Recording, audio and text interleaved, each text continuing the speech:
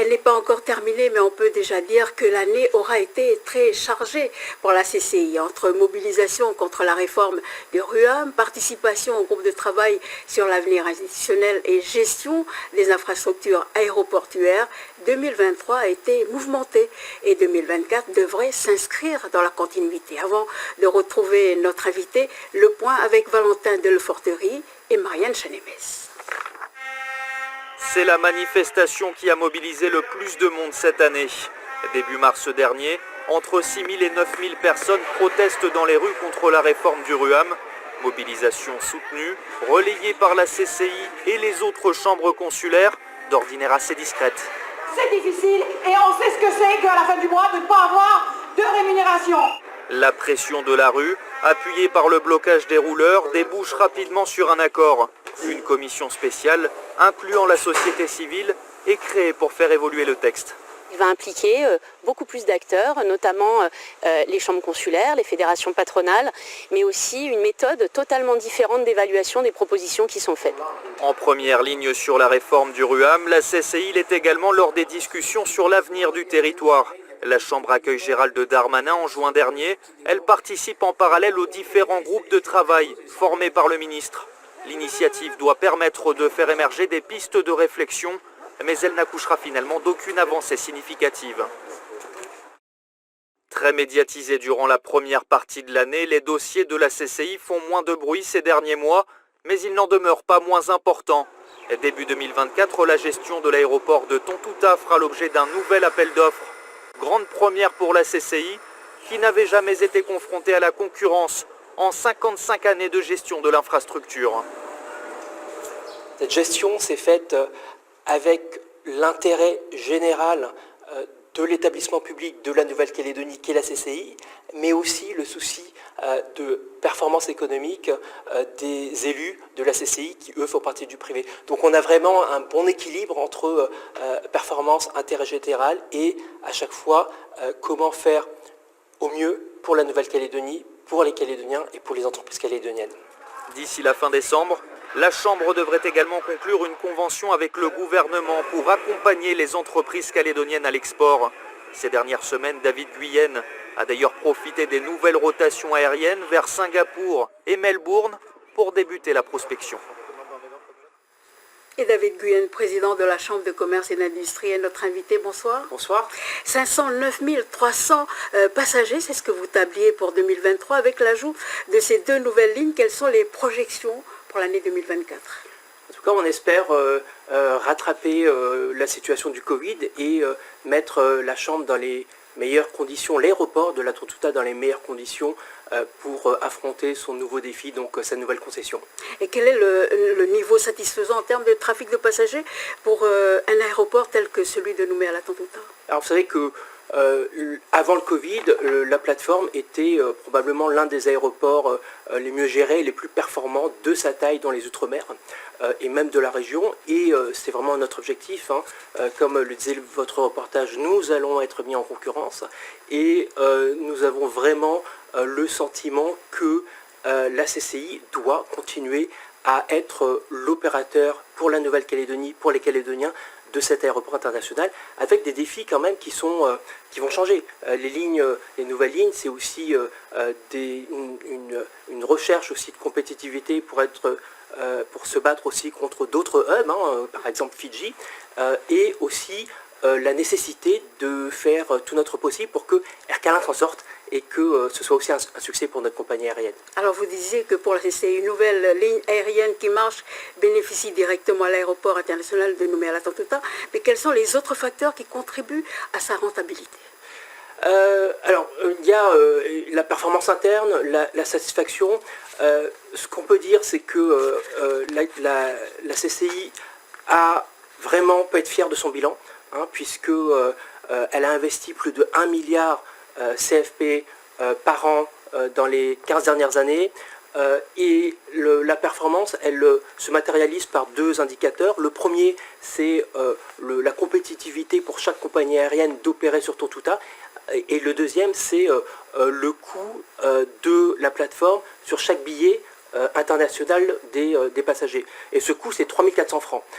Et sur ces deux indicateurs, l'aéroport de la Tortuga fait partie de la moyenne basse des aéroports de sa catégorie. Donc nous en sommes très fiers et on fera encore mieux sur les prochains défis, décarbonation du transport aérien et évidemment promotion économique, développement économique à travers les nouvelles lignes aériennes. Alors justement, à un an du renouvellement, on en parlait tout à l'heure, vous en parliez tout à l'heure, du renouvellement de la concession de gestion de l'aéroport de Nouméla-Tontouta. Quels sont vos projets? Est-ce que la CCI va candidater?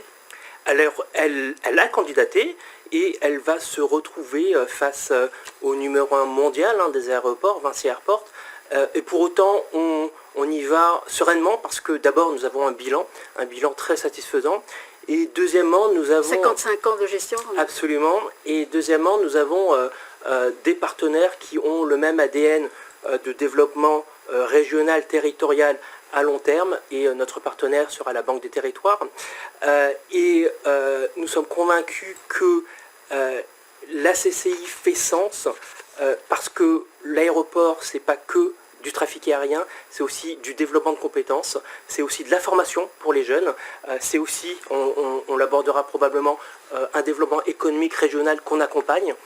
Donc un aéroport en Nouvelle-Calédonie, ce n'est pas que du trafic aérien, c'est beaucoup plus. Alors David Guen, œuvrer pour la prospérité économique de la Nouvelle-Calédonie reste l'ambition de la CCI.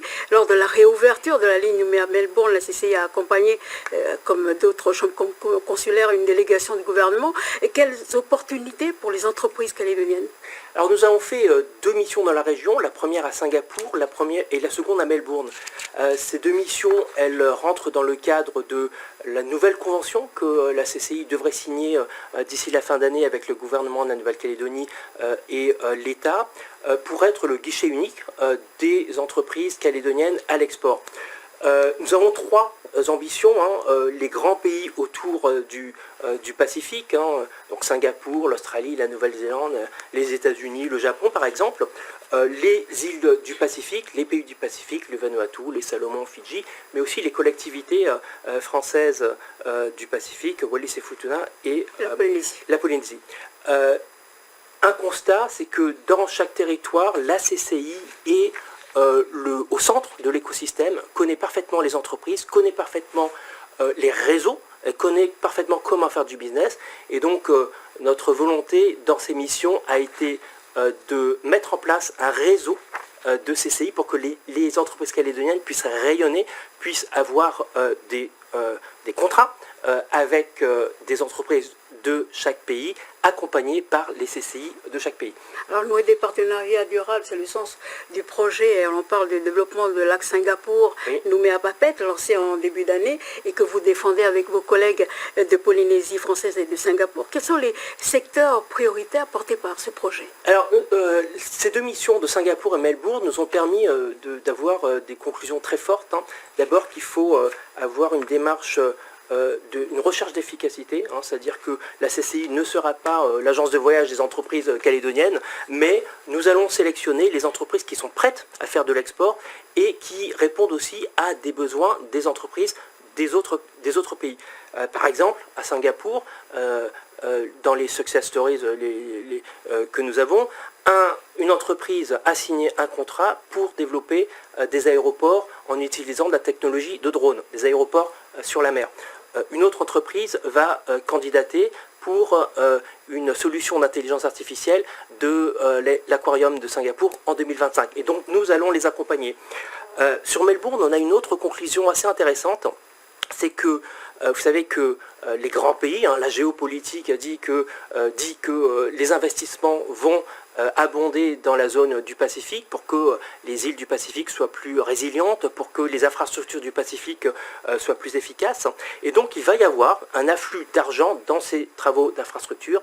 La mission de Singapour a permis de comprendre que les entreprises australiennes qui vont répondre à des appels d'offres de coopération internationale auront peut-être besoin ou peuvent nouer des partenariats avec les entreprises calédoniennes qui, elles, ont à la fois la même exigence que les entreprises australiennes en termes de performance économique ou de normes, mais l'avantage des entreprises calédoniennes, c'est qu'elles sont de même taille que celles des pays des îles du Pacifique, qu'elles ont l'habitude de travailler dans des environnements d'îles du Pacifique, avec des populations du Pacifique. Donc là, il y a peut-être quelque chose à faire et que nous allons travailler avec, par exemple, l'AFD, avec, par exemple, les agences de coopération d'Australie ou de Nouvelle-Zélande. Alors David Nguyen, vous avez toujours plaidé pour que le monde économique soit bien représenté dans les discussions sur l'avenir institutionnel. Qu'en est-il aujourd'hui des groupes de travail qui avaient été installés par le haut-commissaire? Par exemple, le groupe de travail sur le développement économique, l'emploi, les grands investissements. Oui. Qu'est-ce que ça en est aujourd'hui? Alors, d'abord, ça me donne l'occasion de saluer vraiment le travail du préfet Bassi.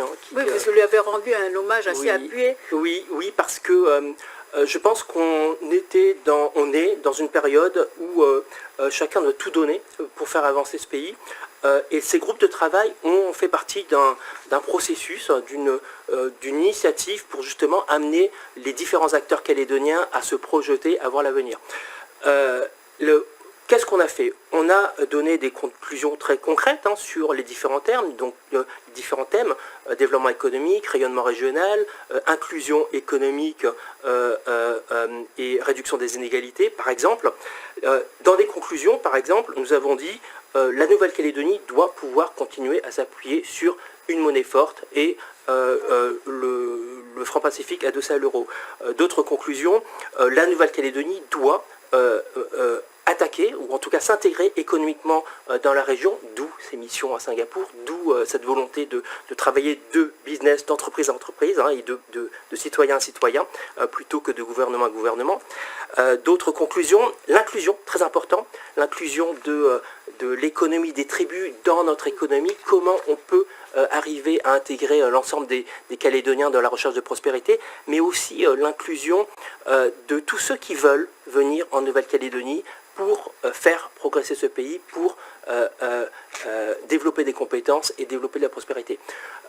Donc, des thématiques importantes, des conclusions importantes qui, pour nous, ont agi un peu comme un filtre, c'est-à-dire qu'on a dit aux politiques, ok, vous allez entrer dans des négociations institutionnelles, mais sachez que vos décisions vont pouvoir freiner ou vont pouvoir faciliter ces objectifs qui sont incontournables pour la Nouvelle-Calédonie.